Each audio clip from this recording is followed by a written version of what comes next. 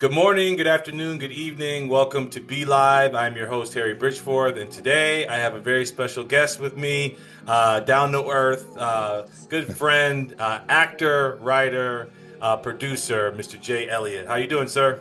I'm good, man. I'm blessed. Happy to That's be here. I that's it. That's appreciate you, it. man. I'm honored to be on your Awesome. platform, dude. I appreciate you. So me and Jay have gone back and forth. I finally nailed some time down to talk to him. He's got a very, very busy schedule. He's working a lot. So typically on my show, I ask the guest five professional questions, and then I Okay. ask him five shotgun questions that are more related to his personal life. So we're gonna pick Jay's mind a little bit, get some feedback on some of his preferences and things like that, and then get some contact information if you guys want to reach out to Jay. All right. Cool. So Cool. right off the bat, Jay, can you let us know where did you grow up? All right. I grew up in Monroe, Louisiana. There you go. Northeast Louisiana. It's northeastern Louisiana. Small city. Humble upbringings, project kid, Okay. surrounded by love. You know what There I'm you saying? go. My family. Uh, um, my mother is truly a blessing, in my life, and has been by me throughout until now, still to this day, you know what I'm That's saying? it. You That's know. it. So Mom's played a huge part in huh? developmental. Yeah, Moms, yeah, you yeah, know. yeah, yeah, yeah. Absolutely, absolutely. And my father was around. There you go. He's a good dude. He was a good dude. May he rest in peace. But yeah, Yeah. Rest in peace. Rest in yeah. peace. Going through a lot of artists, we both know. I followed your career for some time now, and acting is a very, I would say, it's a very difficult thing to kind of pursue at certain times. Mhm. But everyone kind of falls into it different ways. How did you get into acting? Wow. So I was in the military. I'm There you go. retired. Retired. I'm in it now. Retired Air Force. There you go. There you go. After I retired, I was trying to figure out what I wanted to do, and of course, the thing that most people do is get into working for the government. What Mhm. you're Yeah, doing, yeah. Miltech or something like that. right, Yeah. right. GS positions and stuff like that. And I was doing that, and then one day, it's a crazy story. A friend of mine, we were out. Let me say his name. Shout out to Trey Elias before you There have you it. Gotta give him a shout out. There you Right. go. Trey Elias. So we was out one night at a bar, club, something, having drinks, and he walked up on this lady, Mhm. Tracy Palmer. Shout out to Tracy Palmer. Walked up to her and he said, "Hey, put us in one of your plays." I knew the Okay. lady vaguely, but not. Yeah, yeah. I'm standing off to the side, like, you know. Who you talk about? Right. And then he said, "Hey, put us in one of your plays." And I was like, "What you talking about us?" You know what I mean? Mhm. So the lady was like, "Are you serious?" And he was like, "Yeah, I'm not thinking any of this. I'm drinking, you know." And she's like, "All right, I'm gonna look for y'all." So Mm. about 6 to 8 months later, this lady found me on social media. Hunting. And my boy Trey, he had moved. He relocated, came out here. Actually, he lives here in Atlanta, and we were in Okay. San Antonio, Texas at the time. Sorry. And and I'm a man that tries to keep my word. Yep. Man of my word. So since I did kind of agree, as the sidekick. I was like, all right, and I had all these stipulations. I just want a small role, blah blah blah, Yep. So Yep. she was like, all right, I got one for you, no problem. Da da da da. Now it's another part to that. So I get into play. I'm rehearsing. We probably 2 months out, and Mm. rehearsing. I got this small role, so I don't really need to rehearse like that, But Yeah. I'm, Yeah. Yeah. you know what I'm Couple saying? lines. Yeah. I'm there because I, gotta learn stage presence and all this shit stuff. So I get Yep. there, and this particular guy that had this larger role Mm. wasn't there this particular day.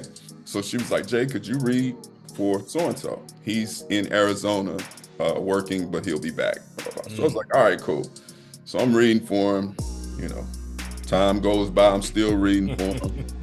Time goes by, I'm still reading for him. It's about 2 weeks out. She didn't Oh tell. wow. Oh, it She was like been a telling long me time. this. Okay. Yeah. Yeah, she been telling me this guy was coming.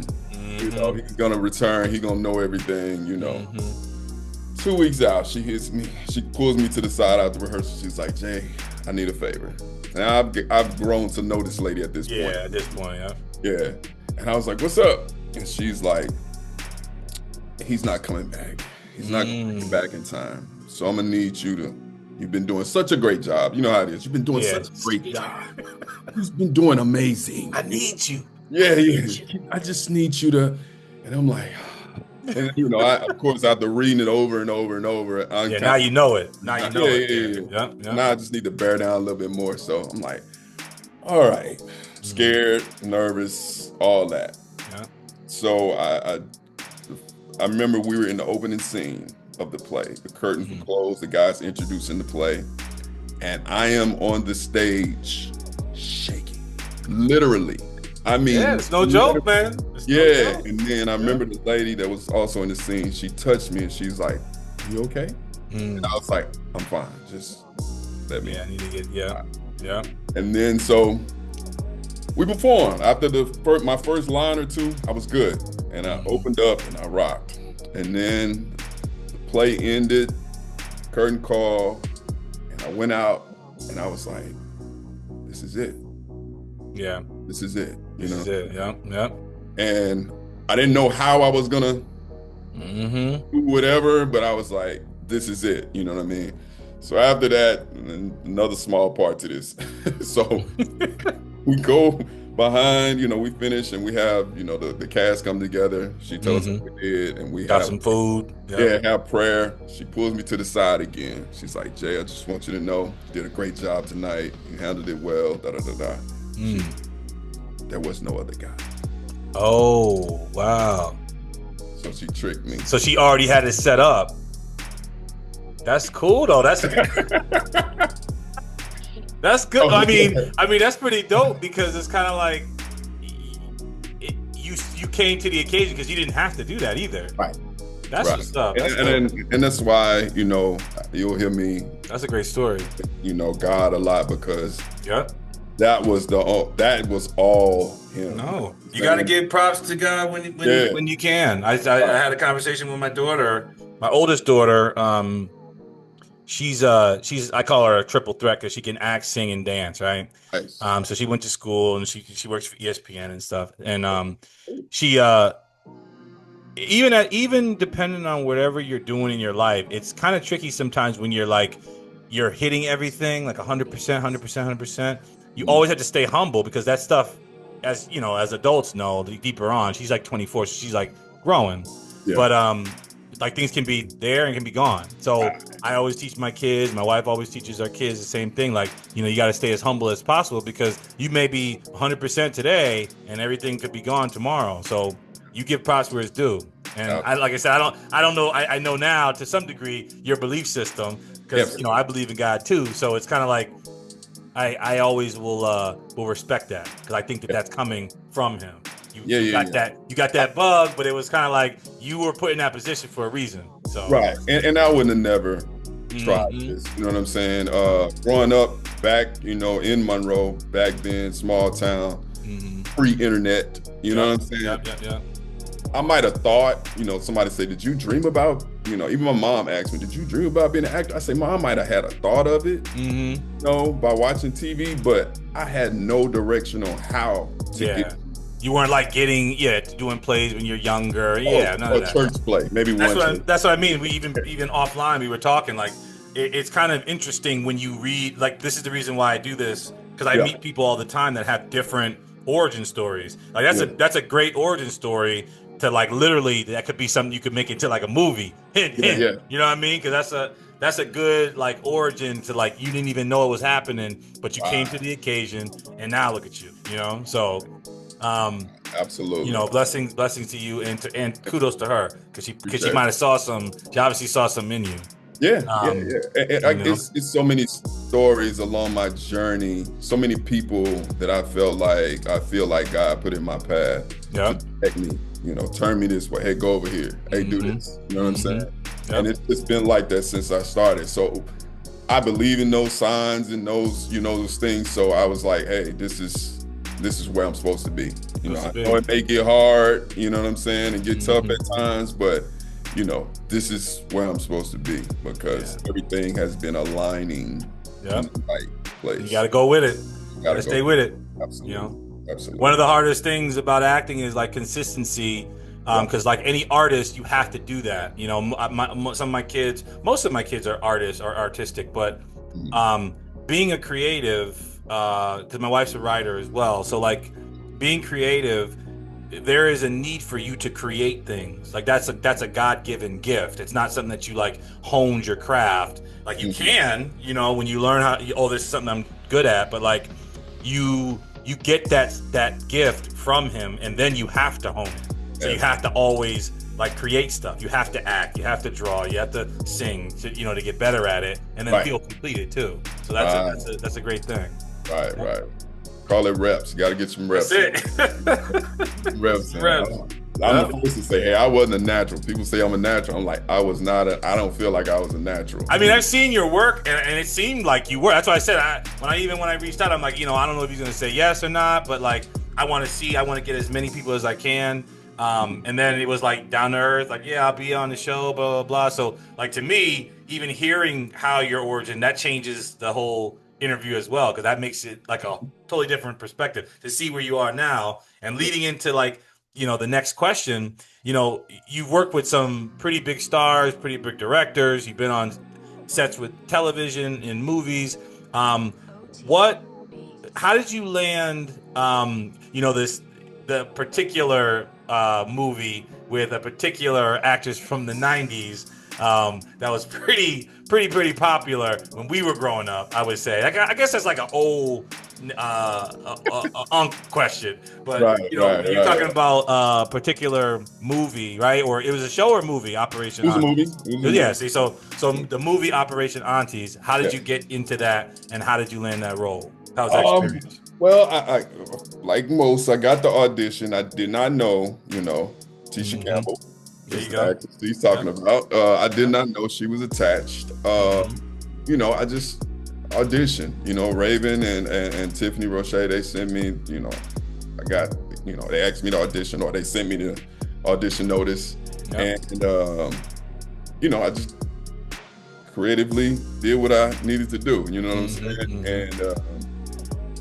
And it actually got pushed back. We were supposed to do it, I think, in July or something.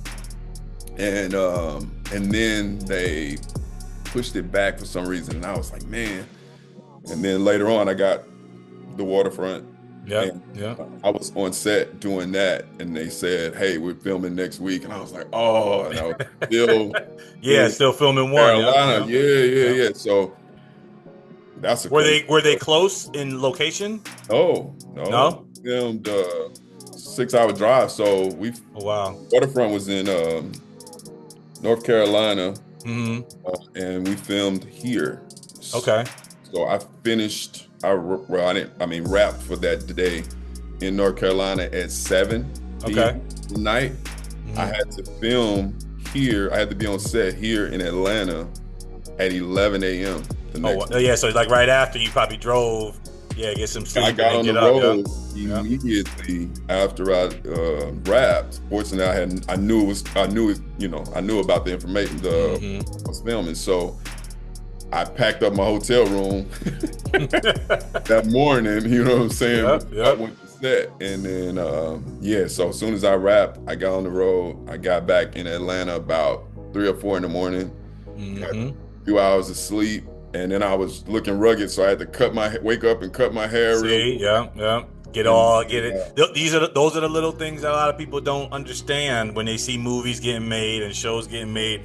The hustle of an actor. You know, like you're traveling. You know, and everyone. I forget the percentage, but they were saying that I think it's like 3% of actors actually survive off of acting. Like that's you can act, but in terms of like, you know, finding gigs that are worth money, the consistency of the roles, you know, location. Some people get burnt out, whatever the case may be. But it's like it's a skill that a lot of people don't really give a lot of value to until they're like on. So you're like a star, you know, or someone sees you, but you don't see all the little ins and outs that it takes, all the other little parts and stuff. So I didn't either. You know, you gotta love it. I tell people, I say you gotta love it. Yeah, you have to. Times when things like that happen, you know what I'm saying? You can't call a production and say, hey, because it's money involved. Yeah, You know what yeah, I'm saying? yeah. So you gotta hustle and get to where you gotta go. You know what I Mm-hmm. mean? So Mm-hmm. I made it to set 11, knocked out my scene, and got to meet Tisha Campbell, There which you was go. awesome. Because I was a big fan of Martin and Yeah. all her work, and very down to earth. She came Mm-hmm. up to me, started talking, so that was awesome. And then the director was Wendy Raquel Robinson.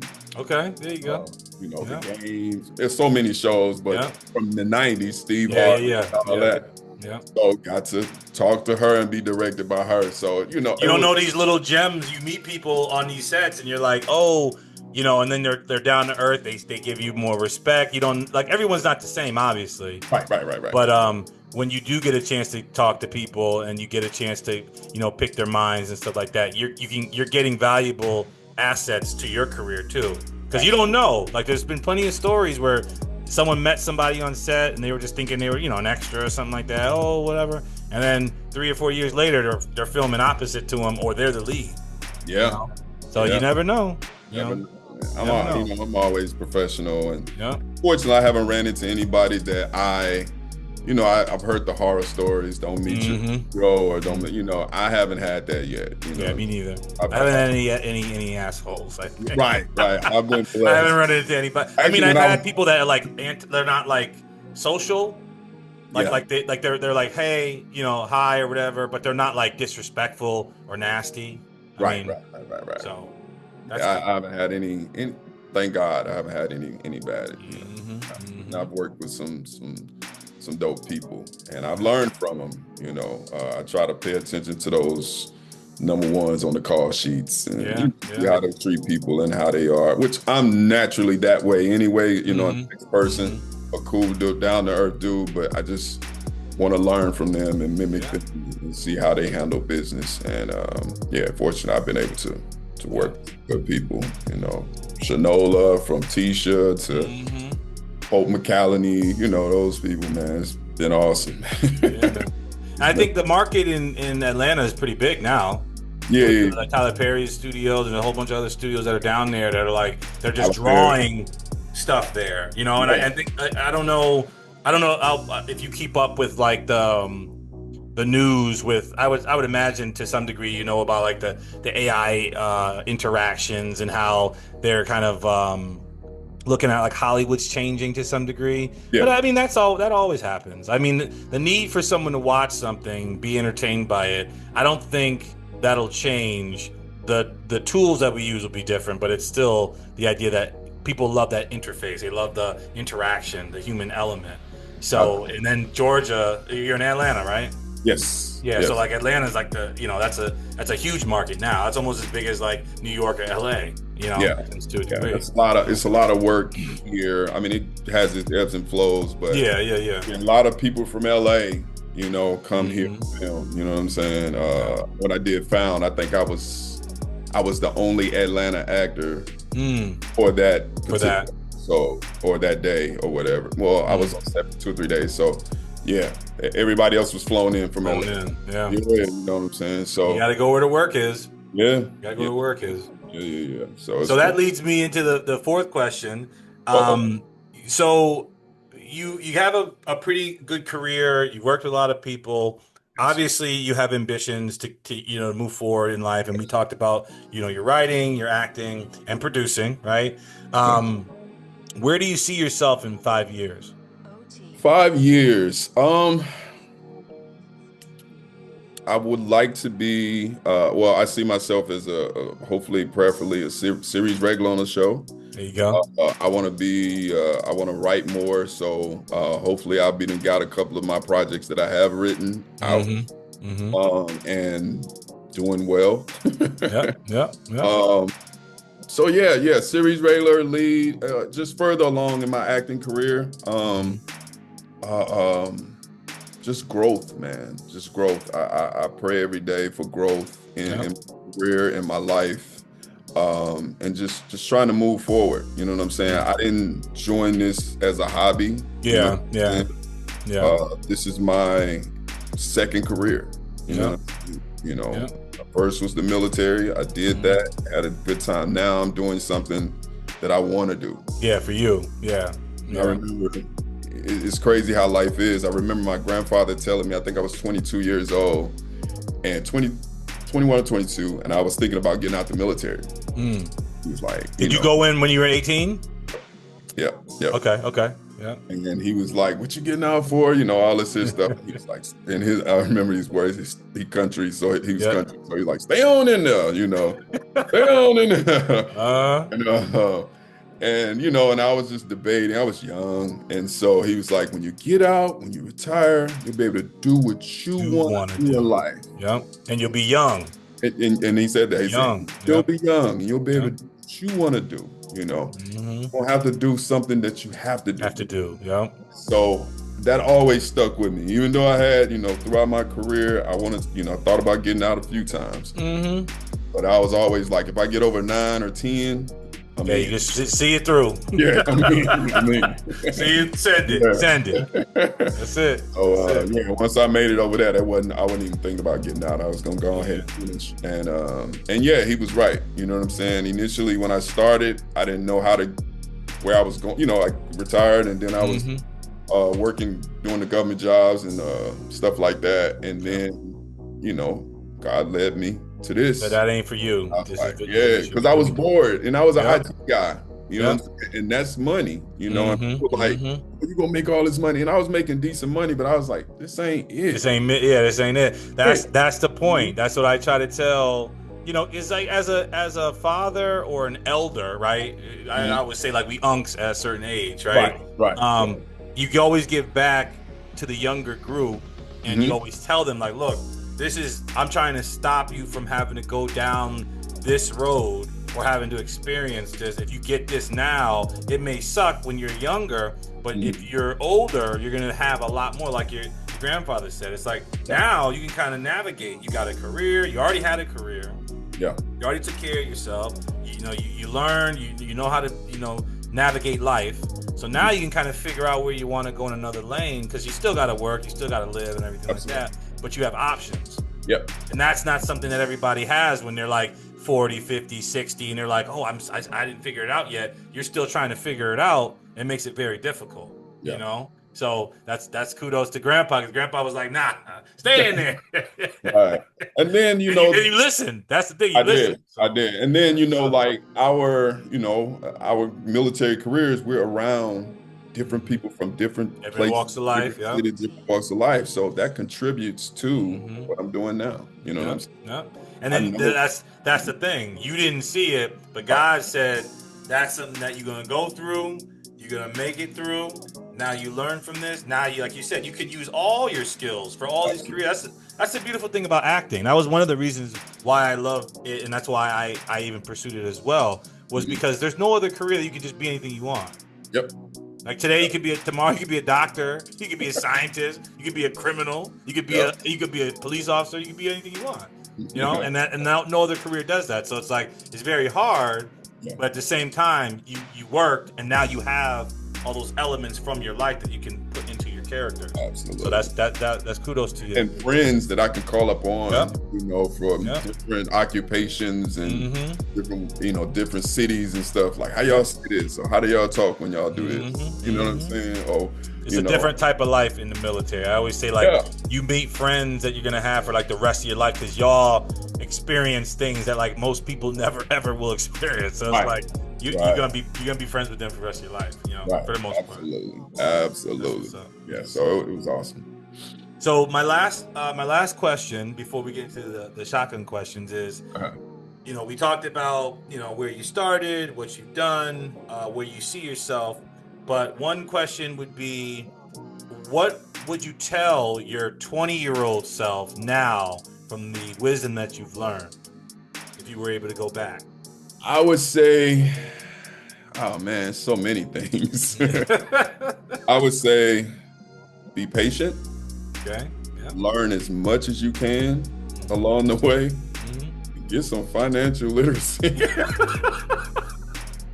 Ain't that some? I mean, everybody knows. I don't know if it's just something that's like a human thing. Like, like even for me, I remember like my parents telling me, "Oh, save your money, do this," save. But like, there was no like specifics, I guess. So I did okay, but it was like, I don't know if it's like a recycling thing where it's like a kid, it's like a person's like very, very stubborn. Like a human being's very, very stubborn in the sense that you don't really learn that particular thing until you either lost money or been in difficult positions. You're like, oh, I'm gonna learn from that. I ain't gonna be down there no more. I'm gonna put some money away and I have to worry about going to the club. You know what I mean? Like, so it's an idea that I don't think it's ever really like, there's no generation that's never experienced that. Even the new kids now, they still go through all that stuff. It's like you never learn.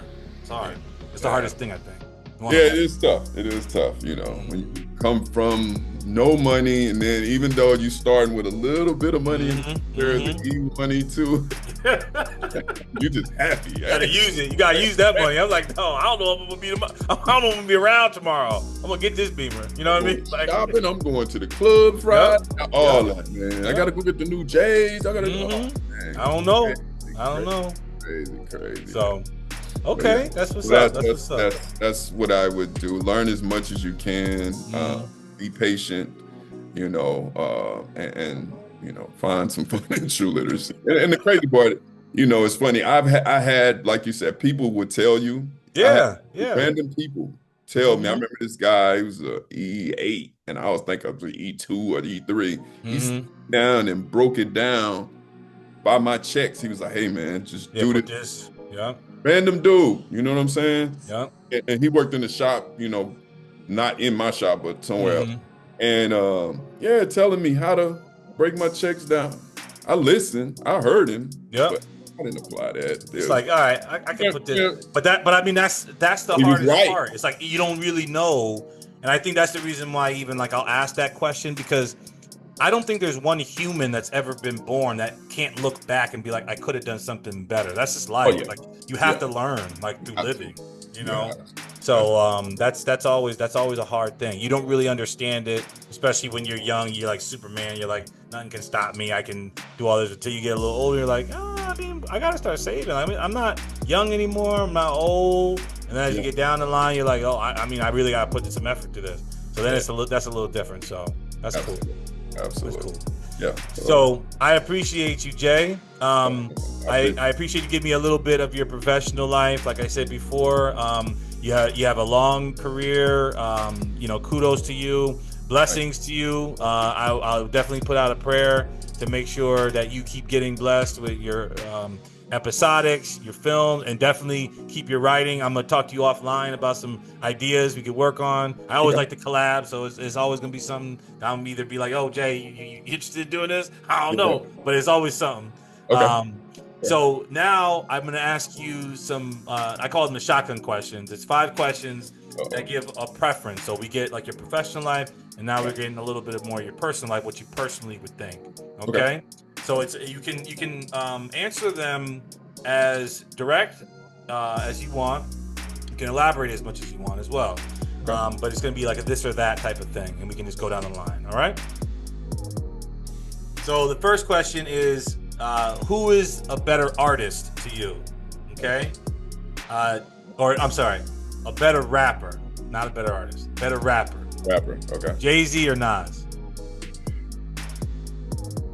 Jay-Z. Jay-Z. I mean, I've been a fan. You know what I'm saying? I've been a fan of some of Nas's songs. Yep.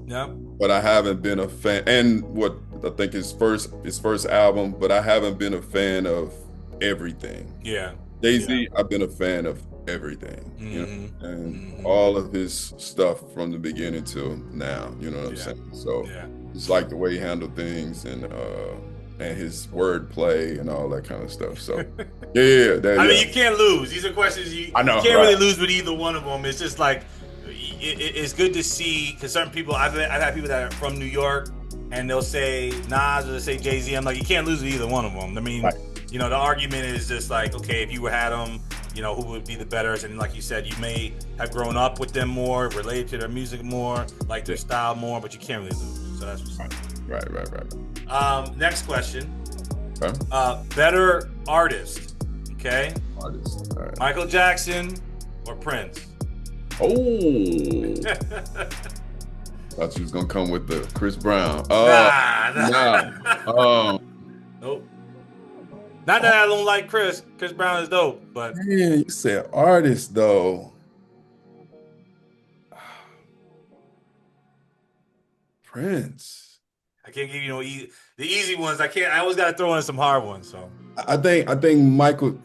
I guess it depends on how you see artists. I mean, Mhm. Michael Jackson was out of this world. You know Yeah. what I'm saying? I was, of course, alive during that, people Mhm. passing out and stuff. You know what I'm saying? Mhm. Um, Which a lot of people didn't see.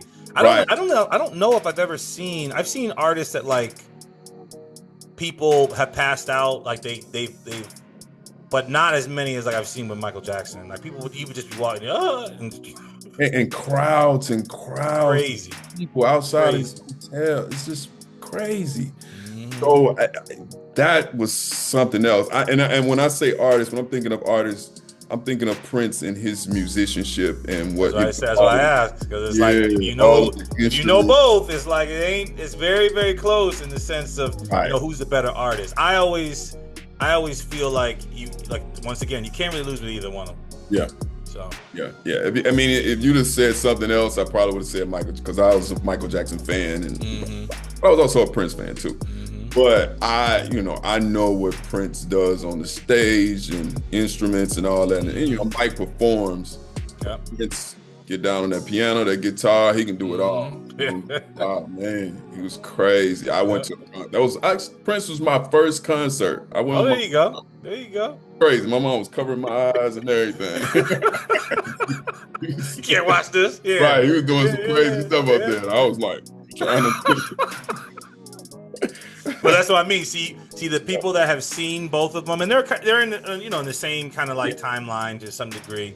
Yeah. You get respect for both. You can't really lose with either one. That's why when I said Prince, you were like, okay, that's different. That's different than some like a new guy. Yeah. Okay, so the next question is, I'm a big comic book fan. I don't know if you like comic books, but I know you're aware of the Marvel universe and the DC universe in terms of film, in terms of like movies and stuff. Yeah. Which is a better universe, Marvel or DC? I'm not gonna say I'm not a fan. I'm not into it. Okay. I know Marvel killing it. You know what I'm saying? So I'm gonna say Marvel, but I'm not a comic book guy and all that stuff. I would love to be in a movie. Yeah, see, but that's saying? what it is. See, now I think a lot of the people that like when I was young, when I was in high school, even in junior high, I was like a comic book fan, but I wasn't like a comic nerd. Like I only read comics. I was like in the middle. I played sports and I read comics. So like Batman's my favorite of all time. That's my favorite character. So I tend to go with DC. But I love the idea that Marvel was able to bring those stories into movies that now transitioned how movies are made. Like comic books for like what, almost 20 years now have like been the biggest selling item in terms of like filmmaking, in terms of profit and stuff. So seeing that stuff happen and still be alive to like witness all these things come to life, and you're seeing Captain America on the screen and it's not cheesy, like the idea is it was a beautiful thing. So yeah, I love the Marvel universe, but I'm a DC fan. I like Batman's my favorite, so I gotta rock with DC. I'm hoping they can get it together, but we'll see. I got some friends that work with James, and if he sees it, he's going in the right direction. Yeah, going in the right direction. So we'll see what he does. Yeah. All right, now transitioning into sports. Who is the GOAT? Jordan or LeBron? Come on, man. MJ, dog. Yeah. I mean, you can't. People got their opinions. So I'm gonna be honest. It's MJ, Kobe, then got LeBron. Yeah. See, so my top three at one point was Jordan, Kobe, then LeBron. And then when LeBron got the title, the scoring title, that's when I said, okay, he's number two. Like he surpassed Kobe in that regard. But I don't know ultimately, I always say like MJ is like the epitome, and then LeBron's right there. Different reasons and stuff, but I give, and it's no, I in those debates, especially today, it's weird how the internet is, because you saying somebody is number 2 or number 3 to ever play the game, ever play, yeah. It's like, come on, thing, you know what I mean? Oh, you saying he trash? Trash? How you can be trash? How is he trash? You know what I mean? It's weird. So yeah, there's never an argument. Like I'll never ever say, because me and my son go at it a lot, because I grew up in I'm an 80s baby, so I saw Jordan play and everything like that. And all he knows is LeBron. So yeah. We go back and forth, and it's a joke. I try to debate and say, oh, this and that. He knows his stats and stuff, so we really go at it. But the reality is that you can't really lose with either one of them. You know what I mean? You can't really lose with either one of them. We will never know what it would be like if they both played against each other either. But if you were to pick, in that sense, it would be tough, because Bron is so much bigger than both of those, Kobe and Jordan. So it would be tough. I do commend Bron on his business sense and bringing guys with him and creating, not gonna say creating jobs. I don't want to take that away from them, you know what I'm saying? But bringing them with him and allowing them to flourish along with him, they're different people. Millionaires, different type of people. Right, so. right, and having their own things going on. Rich Paul having the agency and Maverick and all those guys having their own separate things going on, but all under his, umbrella. Yeah, so I definitely commend him for that. Yeah. And I'm a Laker fan. Yeah, see, that's what I mean. I'm a Laker fan too, so it's like I'm gonna rock with Bron. The only person that's not gonna be there, I'll be like, okay, if it was going against Jordan, everybody else not. LeBron, he that's the guy. That's the GOAT right now. That's the GOAT. And then the last thing, just going back to filmmaking. Yes. Who is the best director, Spielberg or Cameron? Man, I'm gonna go with Spielberg. Okay. And it's only because the things that I like, it's my personal experience. E.T., I go all the way back to that. Watching that show, and of course my name is J.Elliot, and the kid name was Elliott. And I was like, oh my God, somebody my name. Talking about me. I was freaking out, like, because my name, I didn't even go by Elliott, in school and stuff. Everybody knew me as Jay, because I was a little embarrassed. It wasn't a bad name, but as a kid, like, I don't like it. So to see that on TV, and I was like, oh my God, just as a kid, mind tripping. So just different shows. E.T., what else he did so much. Color Purple. Let me see. I saw something. Jaws. You can go down to Saving Private Ryan. You know what I mean? Like a lot of stuff, man. So Cameron did some stuff too, of course. But I think I was more so into Spielberg's movies more so. Most of the people that I talk to, it's kind of like for instance, I had a group of the cast of the series called The Table. My boy Brandon. I want to check it out. Yeah. You kind of follow that stuff with me, the indie circuit. But one of the guys that was on the show, he was basically breaking down the details of why you would kind of maybe you probably think that Spielberg is a better director, but Cameron's a better artist of knowing how the lenses and things work and depth of field and stuff like that. But Spielberg, he can do any type of genre and be great at all of them. Cameron is more of he has more of a lane that he stays in kind of thing. And you figure out of the top 5 movies, he's got 4, the highest grossing movies of all time. He has 3 or 4 of them. You know what I mean? So you can't really lose with either of them. And if you put your money on stuff, I was don't ever bet against James Cameron. No. If you say, oh, he ain't gonna, no. He know how to do his thing. Right. And then with Spielberg, it's he's the master of all the different elements. Yeah. So you can't really lose. But I've always been, like you said, I love James Cameron movies. Yeah. But I'm more of a Spielberg fan, I guess. Right. to a degree. Right. Um, That's basically what it is for me. You know, yeah, I can relate yeah. to a lot of stuff that I really liked his, Hmm. work and stuff like Hmm. that. Yeah. So That's what's up. yeah. Yep. Okay, okay. So we get a little of your professional life, your personal life. Yep. I appreciate you. You know, like I said, being on the platform, sharing your story. It's an Oh, idea, and finally, I get a chance to actually pick your mind with stuff. yeah. Because I didn't even know ultimately to a degree the military thing was cool. Yeah. Um, but if someone's trying to find you, how Yeah. can they find you, Jay? On social media and so on. Okay. On social media, on Instagram, I'm J.Elliot. That's IMJELLIOTT. I have to put both of my T's and both my L's on that That's thing. it. That's it. So yeah, I'm on that on Instagram and I'm on Facebook as well. Okay. It's J Elliott. You know what I'm saying? J Elliott and J period Elliott. So Okay. yeah, Okay. Awesome. I mean Awesome. out there. Well, like I said, bro, I appreciate you. I'll Thank be you, man. praying for Thank you. you. Thank you. Anything you need from me, let me know. Absolutely. Like I said, Uh, we will definitely be talking about some things offline. okay.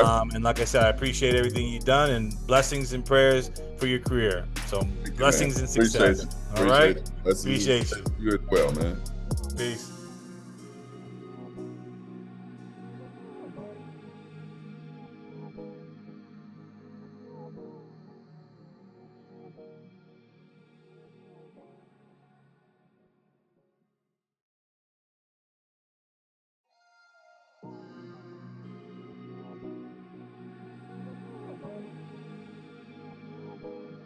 OT Beats.